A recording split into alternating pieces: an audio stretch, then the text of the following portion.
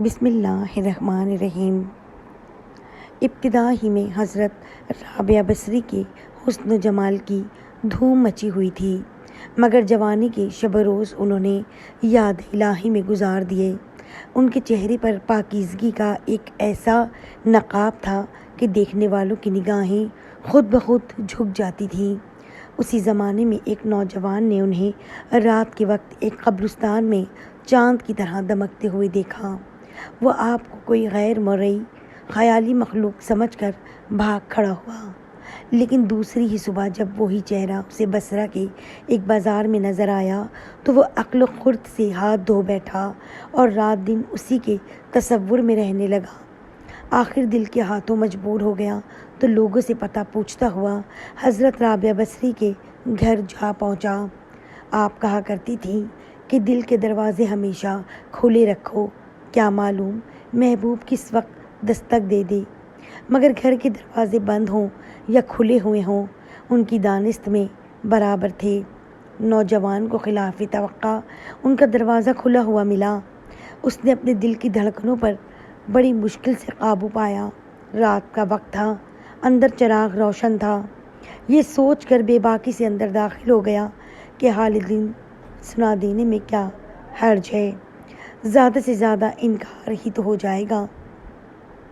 واپسی کا دروازہ بہرحال کھلا ہوا ہے، لیکن جب وہ اندر پہنچا تو وہاں کوئی نہیں تھا، البتہ چھت سے ایسی پرسوز آواز آ رہی تھی جیسے کوئی زیر لب ہجر کا رونا رو رہا ہو۔ نوجوان تیزی سے زینے چڑھ گیا۔ حضرت رابعہ بصری عشاء کی نماز سے فارغ ہو کر ثنا خوانی کر رہی تھیں۔ پروردگار، ستارے روشن ہو گئے، لوگ سو گئے، بادشاہوں نے دروازے بند کر لیے، ہر محبوب اپنے محبوب سے محو راز و نیاز ہے اور میں تیرے سامنے کھڑی ہوں۔ نوجوان پر سکتہ طاری ہو گیا۔ اسی اثنا میں حضرت رابعہ بصری نے پلٹ کر ایسے قہر آلود نظروں سے دیکھا کہ اس کی زبان گنگ ہو گئی۔ رابعہ نے اس کے قریب آ کر پوچھا، کیا تم مجھ سے شادی کی درخواست کرنے آئے ہو؟ نوجوان نے لرزتے ہوئے ہاتھ سے اپنی زبان کی طرف اشارہ کیا کہ وہ بول نہیں سکتا۔ حضرت رابعہ بصری نے کہا، اس سے پہلے کہ زبان کی طرح تیرا دل بھی چپ ہو جائے، تو جس راستے سے آیا ہے اسی راستے سے لوٹ جا۔ نوجوان صرف آنکھوں سے التجا کر سکتا تھا کہ نیک خاتون، میری گویائی مجھے واپس دے دے، میں تیرے مرتبے سے واقف نہیں تھا، مجھ سے غلطی ہوئی، مجھے معاف کر دیں۔ لا علمی ہمیشہ قابل معافی ہوتی ہے۔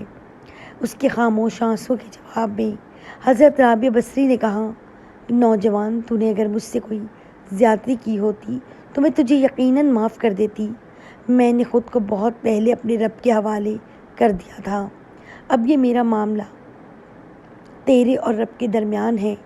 معافی مانگنا ہے تو اس سے مانگ۔ تو صدق دل سے توبہ کرنے کا ارادہ کرے تو شاید توبہ کی خاطر تیری زبان کھل جائے۔ یہ کہہ کر وہ نماز کے لیے کھڑی ہو گئیں۔ نوجوان بھی بے اختیار سجدے میں گر گیا۔ وہ رو رہا تھا، نامعلوم کب تک روتا رہا۔ جب اسے ہوش آیا تو زبان کھل چکی تھی اور توبہ توبہ کا ورد کر رہی تھی۔ بصرہ کے بازاروں میں سال ہر سال تک ایک مجذوب گرمی، جاڑے، برسات سے بے نیاز ہو کر دیوانہ وار توبہ توبہ کے نعرے لگاتا رہا۔ اس کے نعروں سے بصرے کی راتیں گونج اٹھتی تھیں اور بچے سہم کے ماؤں کے سینوں میں دبک جاتے تھے۔ آخر ایک دن وہ مجذوب اچانک ہی کہیں غائب ہو گیا، پھر کبھی اس کا پتہ نہیں چلا۔ وہ مجذوب یہی مذکورہ جوان تھا جو حضرت رابعہ بصری کی بدولت ہی دربار خداوندی میں مقرب ٹھہرا۔